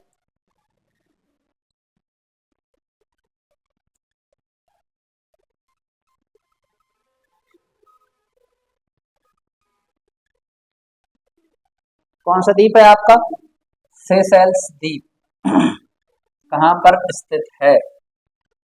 तो सेशेल्स द्वीप जो आप बताएंगे भैया, पहला ऑप्शन है पूर्वी कैरिबियन सागर, हिंद महासागर, प्रशांत महासागर, भूमध्य महासागर या भूमध्य सागर कह लीजिए। तो जो सेशेल्स द्वीप है ये जो है आपका, ये है आपका हिंद महासागर। कहाँ पर है आपका, हिंद महासागर में। कौन सा द्वीप आपका, सेशेल्स द्वीप। ठीक है ना। और याद रखना प्रशांत महासागर जो है दुनिया का सबसे बड़ा महासागर है। प्रशांत महासागर कौन है आपका, तो अपन बताएंगे इसको क्या है, दुनिया का सबसे बड़ा महासागर। दुनिया का सबसे बड़ा महासागर कौन सा है, महासागर बड़ा भी और गहरा भी है। इसमें ही सबसे ज्यादा आते हैं क्या, ज्वालामुखी। क्या आते हैं आपके, ज्वालामुखी भी सबसे ज्यादा, यही भी आते हैं ना। तो दो चीजें क्लियर हैं आपकी, भूमध्य सागर तो आपने नाम सुना ही है, और जो कैरिबियन सागर भी है, क्योंकि आपने बस इनके बारे में याद रखना, हिंद महासागर। और भारत, क्या क्वेश्चन है आपका, भारत की सीमा किस महासागर से जुड़ती है, सागर नहीं, कौन सा, महासागर। तो भारत की जो सीमा किससे लगती है आपकी, तो वो है, नाम है आपका कौन सा, हिंद महासागर। याद रखना भारत की सीमा किस महासागर से लगती है आपकी, हिंद महासागर से आपकी लगती है। तो भारत जो है कौन से महाद्वीप में आता है आपका, तो आप बताते हैं कौन सा महाद्वीप है आपका, एशिया महाद्वीप, जो विश्व का सबसे बड़ा महाद्वीप। ठीक है ना। चलो नेक्स्ट क्वेश्चन आता है अपना कि 1955 में कौन से बैंक का नाम बदलकर स्टेट बैंक ऑफ इंडिया नाम रखा गया। तो बताओ कौन सा बैंक था जिसका नाम स्टेट बैंक रखा गया था। तो ये तो आपको सबको ही पता है। कौन सा नाम था? Imperial bank. कौन सा बैंक है आपका? Imperial bank. इंपीरियल बैंक का नाम बदलकर क्या रखा गया था आपका? स्टेट बैंक ऑफ इंडिया नाम रखा गया था। ठीक है ना? और कब रखा गया था? तो आप कहोगे 1955। कब रखा गया था? 1955 में इसका नाम बदल के अपन ने क्या रख दिया था? इंपीरियल बैंक रखा गया था। लेकिन आपसे पूछा जाएगा इंपीरियल बैंक की स्थापना कब हुई थी? 1921 में। इंपीरियल बैंक की स्थापना कब हुई आपकी? 1921 में हुई थी। ठीक है ना? और एक और चीज याद रखिए, बैंक ऑफ कलकत्ता, क्या नाम है आपका? बैंक ऑफ कलकत्ता की स्थापना, बैंक ऑफ कलकत्ता की स्थापना जो हुई थी वो 1806 में हुई। कब हुई थी आपकी? 1806। फिर बाद में क्या नाम आ गया था? Imperial bank. फिर जाके चल के वो क्या हो गई आपकी? एसबीआई हो गई। एसबीआई बोले तो स्टेट बैंक ऑफ इंडिया। लेकिन आपसे एक और पूछा जाता आरबीआई। आरबीआई का प्रावधान, आरबीआई का प्रावधान किस संविधान के जो आपका क्या बोलते हैं, किस अधिनियम में आया था? आरबीआई की स्थापना अधिनियम आया था आपका 1935 का अधिनियम। किसके अधिनियम से स्थापना हुई है? 1935 के अधिनियम में इसका प्रावधान आया था कि एक भारत में रिजर्व बैंक ऑफ इंडिया की स्थापना की जाएगी। याद रखना 1935। और जो भारत की सबसे बड़ी बैंक होती है कौन सी आपकी? RBI, reserve bank of India. आपको घर पे जाके एक क्वेश्चन ढूंढ लेना और कमेंट करके या फिर कल आंसर देना है कि आरबीआई की वर्तमान में गवर्नर कौन है? आरबीआई की गवर्नर कौन है? ये करंट का आपका क्वेश्चन रहेगा और कौन से नंबर के। ठीक है ना? और पहले आरबीआई गवर्नर कौन थे? दो क्वेश्चन आपको समझ में आया? पहले कौन थे और वर्तमान में कौन है? यह आपको घर पे जाके सर्च कर लेना है। नेक्स्ट क्वेश्चन है, निम्नलिखित में से कौन सी गैस अम्ल वर्षा या एसिड रेन का कारण बन सकती है? तो बताओ कौन सी जो वर्षा है जो एसिड रेन कराती है? तो बताइए एसिड रेन कौन सी गैस जो है करवाती है? बता, CO2 या CO या SO2 या CH4? तो बताओ कौन सी है? तो देखो भैया, आपका जो आंसर है वो है आपका SO2। कौन सी है आपकी? SO2। SO2 का फुल फॉर्म होता है सल्फर डाइऑक्साइड। SO2 का फुल फॉर्म क्या होगा आपका? तो अपन बताएंगे सल्फर डाइऑक्साइड। कौन सी होती है? Sulphur dioxide. ठीक है ना? यहीं पर आपकी जो है और भी याद रखना, SO2 के लिए नहीं करवाती, और भी गैसें मिलती है। पहली कौन सी हो गई आपकी? SO2। अगली जो इसी में आएगी आपकी SO3। कौन सी आएगी आपकी? SO3। कौन सी आएगी? CO2 आप कार्बन डाइऑक्साइड जो लगा रहे हो आप, ये ओजोन परत को प्रभावित करती है, ये ग्रीन हाउस गैस का काम करती है। किसका काम करती है आपकी? Green house gas. ठीक है ना? लेकिन योगदान इसका भी होता है, लेकिन सबसे ज्यादा आप पढ़ रहे कौन कौन सी गैस इसमें प्रभावित करती है। पहली कौन सी है आपकी? SO2। दूसरी कौन सी है? SO3। ठीक है ना? अगला है NO। कौन सी है आपकी? NO। ठीक है ना? और आप जिन गैसों के नाम आपको याद रखना है, SO2 किसको कहा जाता है आपका? Sulphur dioxide. SO3 का नाम क्या है? Sulphur trioxide. इसका भी नाम आपको याद रखना है, sulphur try oxide. Sulphur trioxide. और जो NO है इसका नाम है नाइट्रोजन मोनोऑक्साइड। क्या नाम है आपका? Nitrogen monoxide. ठीक है ना? ये जो है मिलने के कारण सल्फ्यूरिक अम्ल या नाइट्रिक अम्ल का निर्माण करती है, जिसके कारण आपकी कौन सी वर्षा होती है? अम्ल वर्षा होती है। कौन सी वर्षा हो जाती है भैया आपका? अम्ल वर्षा। और अम्ल वर्षा का जो pH मान होता है, इसका जो कौन सा मान होगा आपका? pH मान। pH मान होता है आपका 5.6 से कम, यानी 5.6 से कैसा होता है, कम होता है। ठीक है ना। जो एसिड रेन क्या काम करवाती है आपकी, तो आपने देखा होगा जो बीमारियां फैलती हैं अम्ल वर्षा के कारण, ठीक है ना, उधर सबसे ज्यादा जो आपने जो बॉडी में जो रोग फैलते हैं, जैसे आप खुजली वगैरह चलना, ये सब उसी के कारण होते हैं, एसिड रेन के कारण। ठीक है ना। अम्ल वर्षा जब भी होती है, तो देखिए अगला जो क्वेश्चन है, स्वराज आम जनता के लिए होना चाहिए, केवल वर्गों के लिए नहीं, कि प्रसिद्ध सूत्र की घोषणा की थी।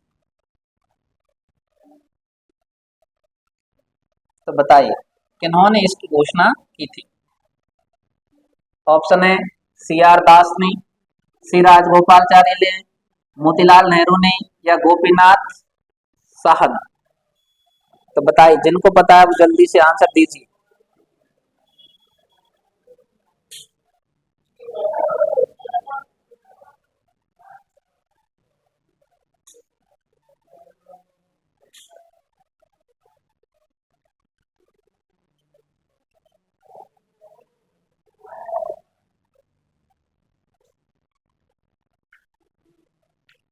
बताओ बताओ।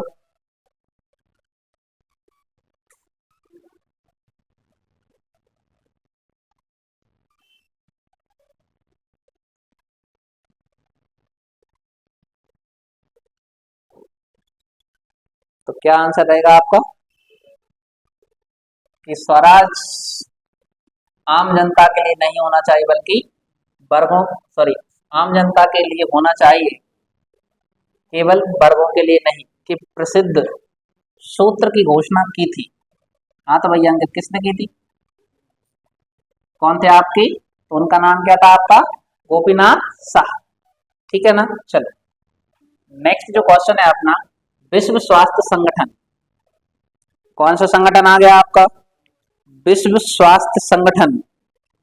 तो बताओ विश्व स्वास्थ्य संगठन की स्थापना कब हुई थी, कब हुई थी, 1904 में,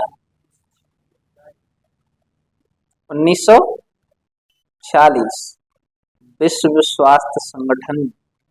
तो आप बताओगे इसकी जो स्थापना हुई है वो हुई थी आपकी 1948।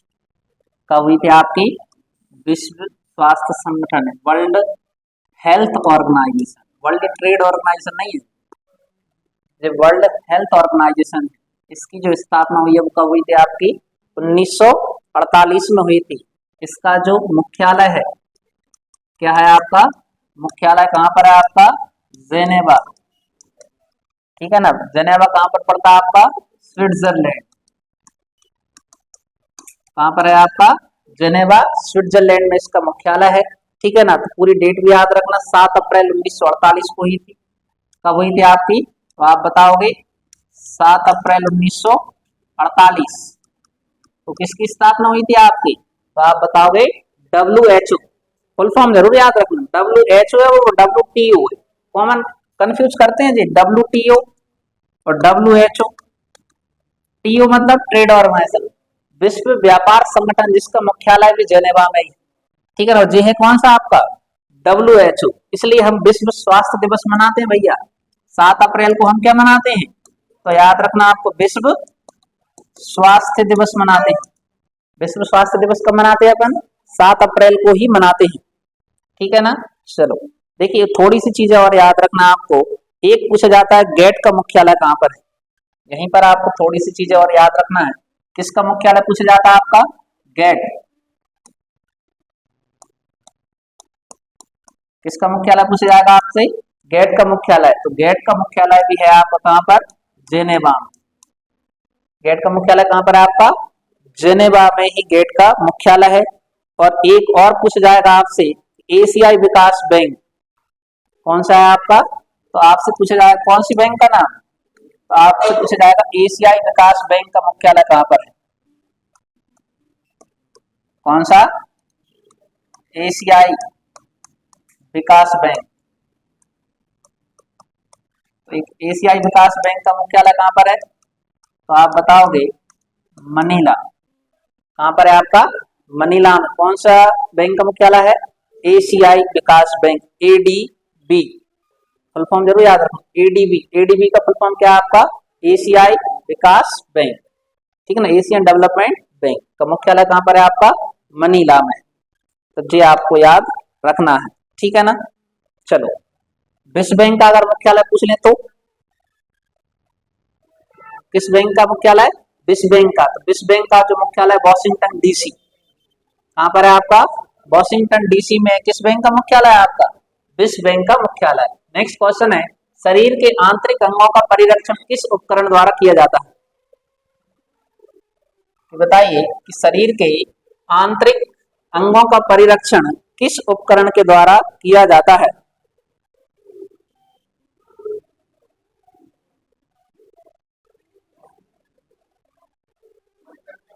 ठीक है ना। तो जो जांच की जाती है आपकी, तो आप बताओगे कि शरीर के आंतरिक अंगों का जो परीक्षण है वो किया जाता है एंडोस्कोप के द्वारा। किसके द्वारा किया जाता है ये आपका? तो आप बताओगे आंसर क्या होगा आपका? एंडोस्कोप। जैसे जैसे आपने सोनोग्राफी देखी, सोनोग्राफी में क्या होता है? स्कैन होती है चीजें आपकी, ऐसे ही जे होता है कौन सा आपका? एंडोस्कोप, जिसके क्या होता है? शरीर के अंगों का क्या हो जाता है? परीक्षण होता है, मतलब जांच होती है, ठीक है ना। नेक्स्ट जो क्वेश्चन देखिए आप, चर्चित किताब हेलमेट किसके द्वारा लिखी गई? तो बताइए, चर्चित जो किताब है वो किसके द्वारा लिखी गई? क्या नाम है किताब का? हेलमेट। तो बताइए, हेलमेट किताब किसके द्वारा लिखी गई? पहला ऑप्शन है William Shakespeare, Arthur Koestler, George Bernard Shaw या माइकल एंडरसन।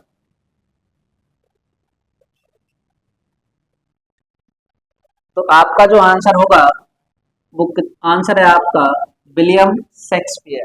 तो यार पूछा जाएगा हेमलेट किसकी किताब? तो आप बताओ क्या नाम है उनका? विलियम शेक्सपियर द्वारा लिखी गई है, ठीक है ना। और याद रखना कौन है व्यक्ति आपकी? John Bernard Shaw. John Bernard Shaw द्वारा कौन कौन सी पुस्तक लिखी गई है? तो हेमैन। हेमैन कौन सी पुस्तक लिखी गई है आपकी? हेमैन लिखी गई है इनके द्वारा। हेमैन एंड सुपरमैन। किताब का नाम क्या है आपको पूरा? हेमैन एंड सुपरमैन। किसकी किताब है जी आपकी? जॉर्ज बर्नार्ड शॉ, ठीक है ना। एक और है द एप्पल कार्ट, इनकी ही किताब कौन सी है आपकी? The Apple Apple cart. तो द एप्पल कार्ट भी किसकी रचना है आपकी? तो आप बताओगे जॉर्ज बर्नार्ड शॉ की। इनकी एक और है arms and the man. Arms and the man किसकी किताब है ये भी आपकी? ये भी है जॉर्ज बर्नार्ड शॉ की। एक बार नाम पढ़ लीजिए, क्योंकि नाम पढ़ के जाते ऑप्शन से लगा देते हैं अपन। तो पहला ऑप्शन आंसर क्या है इसका? जो आंसर था किताब हेलमेट। हेलमेट किसकी है? विलियम शेक्सपियर की। जॉर्ज बर्नार्ड शॉ की किताब कौन कौन सी है? हेमैन एंड सुपरमैन, दूसरी है द एप्पल कार्ट, तीसरी है आर्म्स एंड द मैन, ठीक है ना। और भारत का शेक्सपियर किसको कहते हैं? भारत का शेक्सपियर बताओ किसको कहा जाता है? तो जो भारत का जो शेक्सपियर है वो कहलाते हैं आपके कौन? कालिदास। और कालिदास की प्रमुख रचना कौन सी है आपकी? मेघदूत। कौन सी है आपकी? मेघदूत। सबसे प्रसिद्ध रचना है कालिदास की, कौन सी है? मेघदूत, जिसमें आपने नर्मदा नदी के बारे में सबसे ज्यादा पढ़ते हैं। और नर्मदा नदी को किस नाम से जानते हैं? इन्होंने उसको बंदर कुंदनी कहा है। क्या कहा है नर्मदा नदी को? बंदर कुंदनी भी कहा है, ठीक है ना। अगला देखो, जो शेक्सपियर अंग्रेजी भाषा के अंग्रेजी नाटक के महान नाटककार कहलाते थे, ठीक है ना। तो अपने बस इतना सा याद रखना है, भारत के शेक्सपियर कौन है? कालिदास। ये दो व्यक्तियों की आपको रचना याद रखना है। अब देखो, तो नेक्स्ट क्वेश्चन आता है अपना, सिंधु घाटी लिपि की सूचना स्रोत होती है।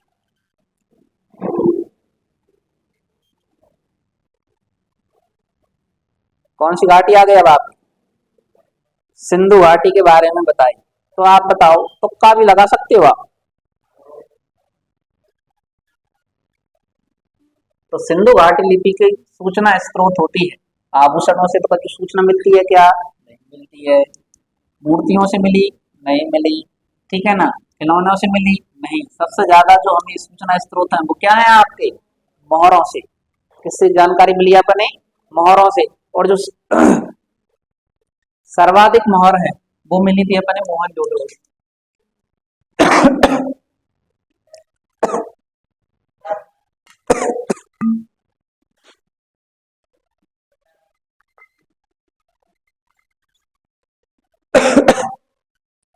तो सर्वाधिक जो मोहरें कहाँ से मिली हमें, मोहन जोधपुर से।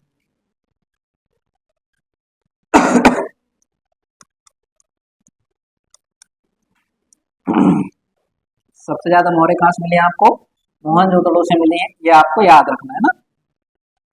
नेक्स्ट जो क्वेश्चन आता है अपना कि कौटिल्य का संबंध निम्नलिखित में से किस विश्वविद्यालय से था। बताओ, कौटिल्य का नाम सुना है आपने, बताओ, कौटिल्य का नाम सुना है, नहीं सुना है।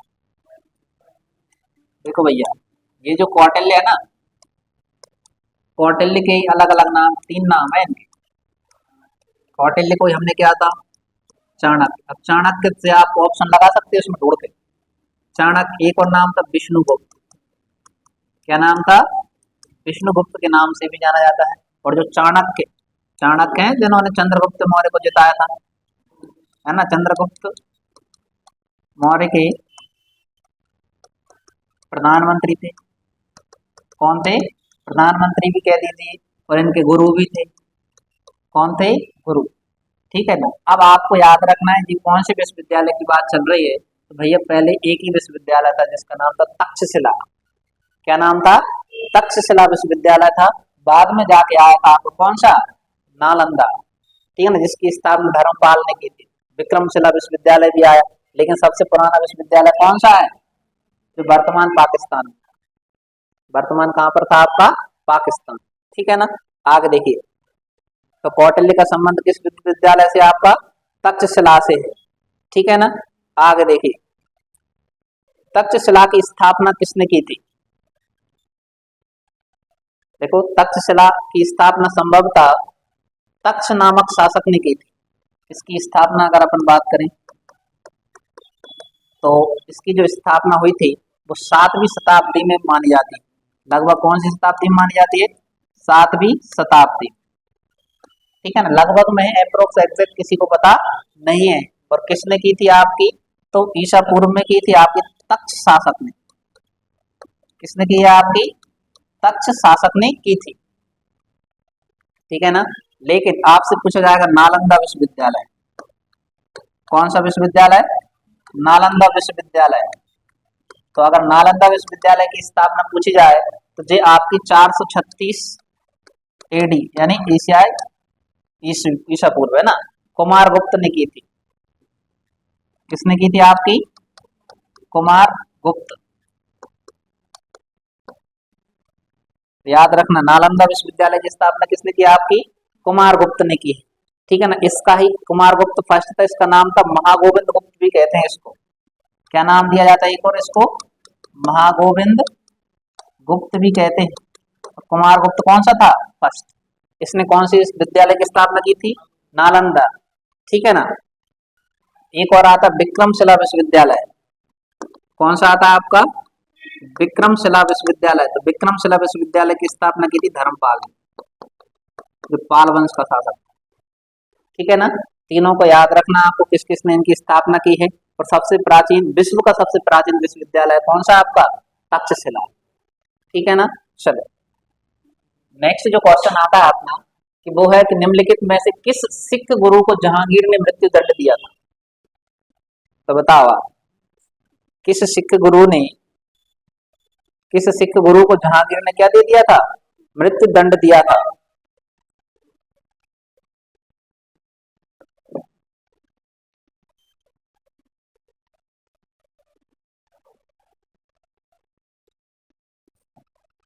तो बताइए, पहले है गुरु हरकिशन, दूसरा ऑप्शन है गुरु तेग बहादुर, और तीसरे हैं आपके कौन, गुरु गोविंद सिंह, और चौथे गुरु अर्जुन देव।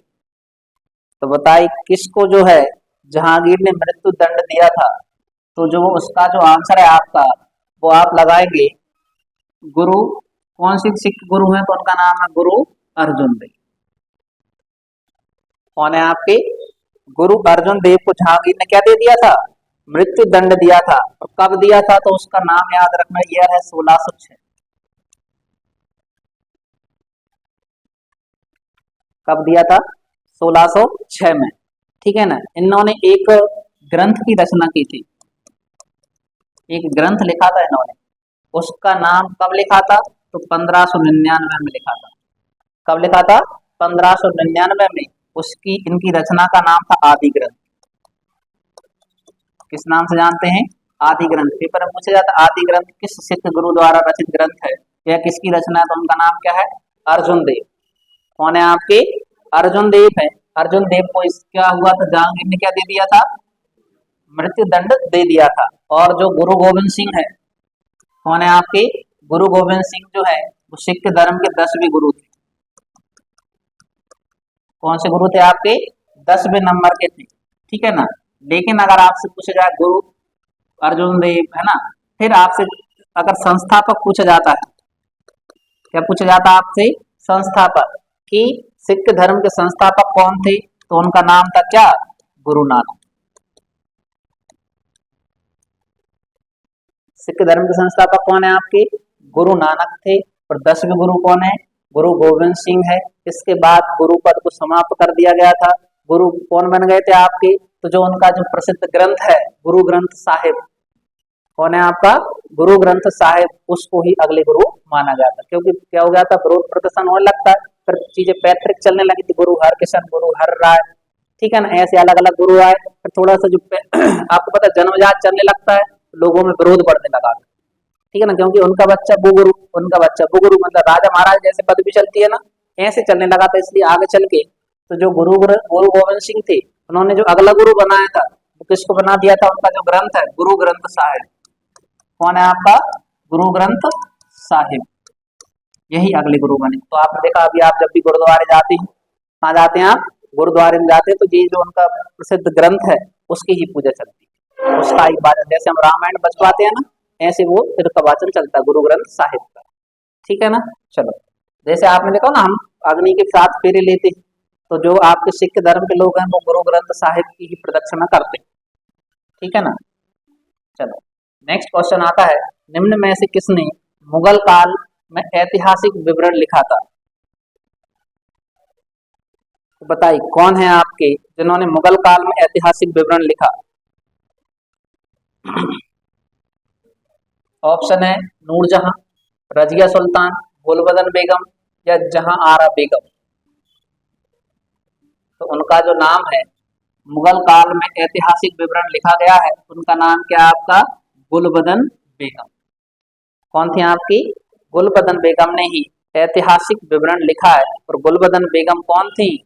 तो आप बताओगे जी, हुमायूं की बहन थी। हुमायूं की, हुमायूं की कौन थी? बहन। ठीक है ना, हुमायूं की बहन थी कौन आपकी? गुलबदन बेगम। ठीक है ना। और याद रखना, हुमायूं की बहन थी गुलबदन बेगम, लेकिन किसकी बेटी थी? ये जो बेटी थी उनका नाम था, बाबर की पुत्री थी। बाबर की कौन थी? पुत्री। बाबर की पुत्री गुलबदन बेगम। बाबर का पुत्र था कौन? हुमायूं। ठीक है ना। तो हुमायूं की जीवनी का नाम क्या है? तो हुमायूं, हुमायूं की जो जीवनी है उसका नाम है क्या? हुमायूं नाम। क्या नाम है उसका? हुमायूं नामा के नाम से जानते हैं। ठीक है ना। नूरजहां कौन थी? यहाँ शब्द आया एक और, कौन सा आपका? नूरजहां। जो नूरजहां जो थी वो जहांगीर की पत्नी थी। किसकी पत्नी थी आपकी? जहांगीर की पत्नी कौन थी आपकी? नूरजहां। ठीक है ना। इसने अपनी अम्मा असमत बेगम से इत्र बनाने की कला सीखी। जो नूरजहां थी, इन्होंने अपनी अम्मा, अम्मा समझते हो? माँ, माँ का नाम था असमत बेगम। क्या नाम था? असमत बेगम से इत्र बनाने, क्या बनाने? इत्र, इत्र बोले तो परफ्यूम, इत्र बनाने या सेंट जिसको हम कह सकते हैं, बनाने की विधि सीखी। तो इसीलिए आपने देखा ना आजकल जो इस्लाम धर्म में, जो मुसलमान समाज में जो रहते सबसे ज्यादा परफ्यूम का उपयोग करते हैं। जब वो शादी वगैरह में जाएंगे ना, तो आप देख लेना भैया कि पूरा गार्डन महक जाता है, ठीक ना, जब भी वो कहीं जाते हैं तो ऐसा है। लेकिन अभी उनसे ही मतलब नहीं, सब लोग लगा के जाते हैं। तो यही है कि आपको याद रखना कि जो परफ्यूम है उसका आविष्कार किसने किया था? नूरजहां। नूरजहां की भी कौन थी? माँ। उन्होंने क्या बनाया था? नाम क्या था उनका? असमत बेगम ने सेंट बनाने की विधि बताई थी किसको? नूरजहां। और नूरजहां किसकी पत्नी थी आपकी? जहांगीर की। यही एक शब्द आया था अपना हुमायूंनामा, किसकी रचना? जीवनी है आपकी हुमायूं की। और हुमायूं किसका पुत्र है? बाबर का। बाबर की पुत्री कौन है आपकी? गुलबदन बेगम। गुलबदन बेगम किसकी बहन है आपकी? हुमायूं। ठीक है ना। आगे देखिए, अब अपन बढ़ते हैं आगे। तो जो नेक्स्ट क्वेश्चन आता है अपना, हिंदुस्तान सोशलिस्ट रिपब्लिक एसोसिएशन के संस्थापक नेताओं में एक थे, कौन थे आपके? इनका नाम आपको बताना है। Hindustan socialist Republic association,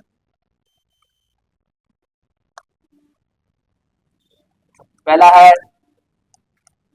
B are Ambedkar, Bhagat Singh, Subhash Chandra Bose या प्रकाश जयप्रकाश नारायण।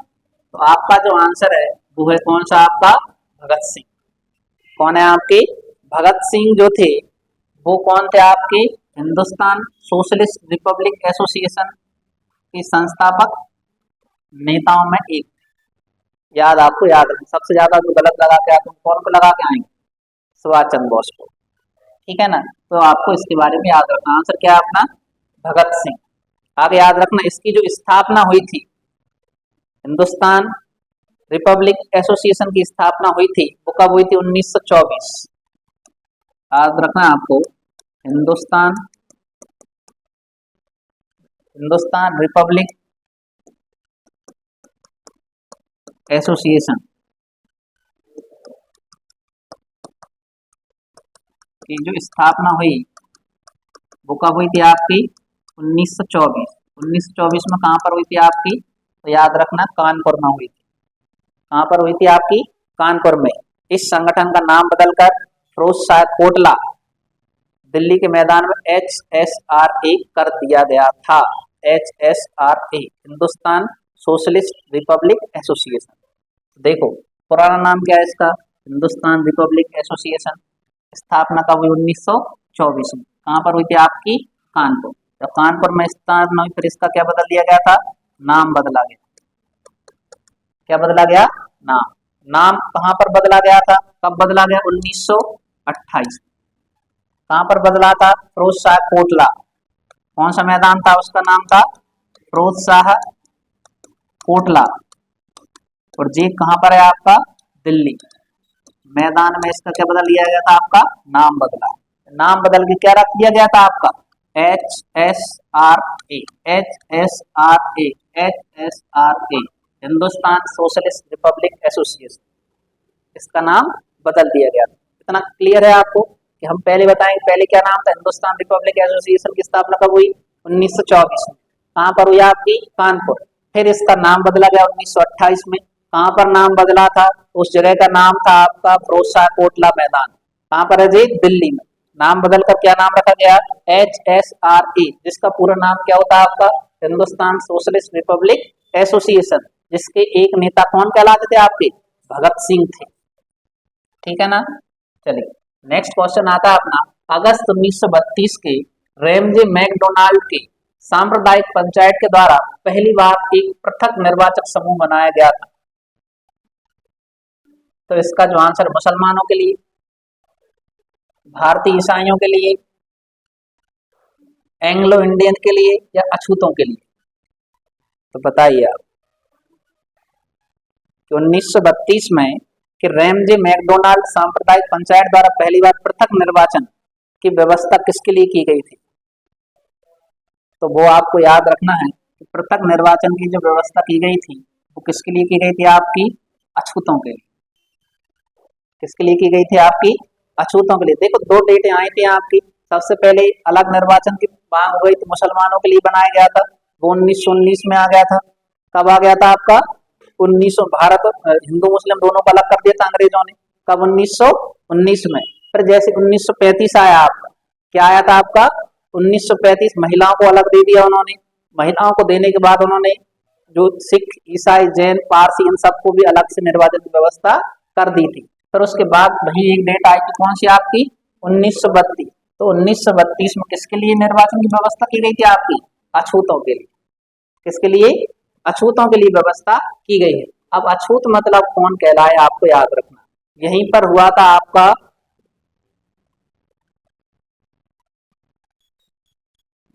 देखो आपने देखा होगा कि 1930 में हुए थे आपके गोलमेज सम्मेलन। 1930 से क्या चालू हो गए थे आपके? गोलमेज सम्मेलन हुए। 3 गोलमेज सम्मेलन हुए आपके। क्या हुए आपके? 3 गोलमेज सम्मेलन। 3 गोलमेज सम्मेलन में कांग्रेस ने भाग लिया था दूसरे में। कौन से में लिया था? दूसरे। गोलमेज सम्मेलन हुआ 1931 में, ठीक है ना। और एक और फिर तीसरा हुआ 1932, ये 1930। 3 डेटें आपको देखने को मिलती। इसमें कांग्रेस ने भाग नहीं लिया था। दूसरे में गए थे गांधी जी। कौन गए थे आपके? गांधी जी। गांधी जी गए आपके। जब गांधी जी गए तो गांधी जी को वहां पर जाकर लंदन में अवार्ड से सम्मानित कर दिया उन्होंने। किससे सम्मानित कर दिया था? पुरस्कार दे दिया। जिस पुरस्कार के बाद उधर ही गए थे आपके, कौन? भीमराव अम्बेडकर जी। कौन गए थे आपके? भीमराव अम्बेडकर जी को थोड़ा सा बुरा लगा यार, हम भी तो हैं बगिनती में। मतलब जे गए थे पहले मुस्लिम, तो उन्हें ईसा वो गए थे आपको मोहम्मद अली जिन्ना, तो उनको सम्मानित किया गया था। गांधी जी गए थे, बने अवार्ड दे दिया। हम कहते हैं हमारी तो कोई गिनती नहीं है नेताओं में। तो इधर से ही फिर इनको बुरा लग गया था, किसको? भीमराव अम्बेडकर। ठीक है ना। भीमराव अम्बेडकर को बुरा लग गया तो वे जाके गांधी जी से बात ही ना कर, और उन्होंने सीधा धरना प्रदर्शन दे दिया। अब दलितों के लिए अलग से देश की मांग चलेगी। किसके लिए? दलितों के लिए। फिर दलितों के लिए मांग के वे ग्वालियर में जाके अनशन पर बैठ गए। फिर तभी हुआ था आपका पूना पैक्ट। क्या हुआ था आपका? पूना पैक्ट। वही है जो आपका जब से अलग से व्यवस्था की गई थी। फिर पूना पैक्ट में क्या हुआ? गांधी जी ने समझाया कि पहले स्वतंत्रता तो मिल जाने दो। क्या मिल जाने दो? आप स्वतंत्रता तो मिल जाने दो, तब जाकर फिर तुम भैया अलग कर लियो। तुम थोड़ा सा प्रावधान का अगर सभी अगर भारत के विभाजन करेंगे अपन, तो फिर भारत बचेगा क्या? ठीक है। फिर तो ऐसे कि हिंदुओं के लिए अलग हो गया, मुसलमानों के लिए अलग हो, दलितों के लिए अलग होगा। फिर सिख कहने लगे हमारे लिए अलग से देश की मांग चलेगी, है ना। जैन अलग कहने लगे, फिर भारत भारत थोड़ी रहेगा। फिर इनको थोड़ा, जो पढ़े लिखे व्यक्ति तो थे भीमराव अम्बेडकर जी, फिर उन्होंने दिमाग लगा कोई दिक्कत नहीं। लेकिन ऐसा सुनो भाई, हमारे लिए जो अभी समाज में नकारात्मकता है, छुआछूत व्यवस्था, उसको खत्म करना पड़ेगा। और हमारे लिए एडिशनल पावर देनी पड़ेगी, मतलब आरक्षण। क्या देना पड़ेगा? आरक्षण। इसलिए आपने देखा संविधान जब लिखा गया तभी उसकी जो 5वीं अनुसूची है उसमें SC ST के लिए क्या दिया गया है? आरक्षण दिया गया है। तो इतना आपको याद रखना है। तो जो रैमजे मैकडोनाल्ड सांप्रदायिक पंचायत में किसके लिए आपकी निर्वाचन व्यवस्था की गई थी? अछूतों के लिए। ठीक है ना। और जो नेक्स्ट क्वेश्चन है, स्वराज, क्या शब्द आया आपका? स्वराज आम जनता के लिए होना चाहिए, केवल वर्गों के लिए नहीं। के प्रसिद्ध सूत्रपात कौन थे? तो भैया ये तो रिपीट क्वेश्चन आ गया अपना। ठीक है ना। तो इसका जो आंसर है वो अपन ने क्या बताया था? नहीं नहीं नहीं, इसका जो आंसर है वो थोड़ा सा मिस हो गया है। वो जो इसका आंसर है वो CR दास। कौन है आपके? CR दास ने ऐसा कहा था। CR दास और मोतीलाल नेहरू ने स्वराज पार्टी की स्थापना की थी। ठीक है ना। तो पहले अपन ने बता दिया था, तो आप थोड़ा सा उसको सही कर लेना। ठीक है ना। तो आंसर क्या होगा आपका? CR दास होगा। CR दास। स्वराज पार्टी कौन सी आती है आपकी? स्वराज पार्टी की अगर स्थापना की बात करें तो वैसे अपन एक ही व्यक्ति को पढ़ते हैं, मोतीलाल नेहरू। कौन पढ़ते हैं अपन? मोतीलाल नेहरू। लेकिन मोतीलाल नेहरू के साथ में भी थे, कौन से आपके? CR दास। कौन थे आपके? CR दास। ठीक है ना। तो ये आपको याद रखना है। तो इन्होंने ही कहा था कि जो स्वराज है वो आम जनता के लिए होना चाहिए, ना कि वर्गों के लिए। ठीक है ना। यहाँ तक के हमारे क्वेश्चन पूरे होते हैं। इसके बाद मिलेंगे हम नेक्स्ट क्लास में अगले टेस्ट के साथ।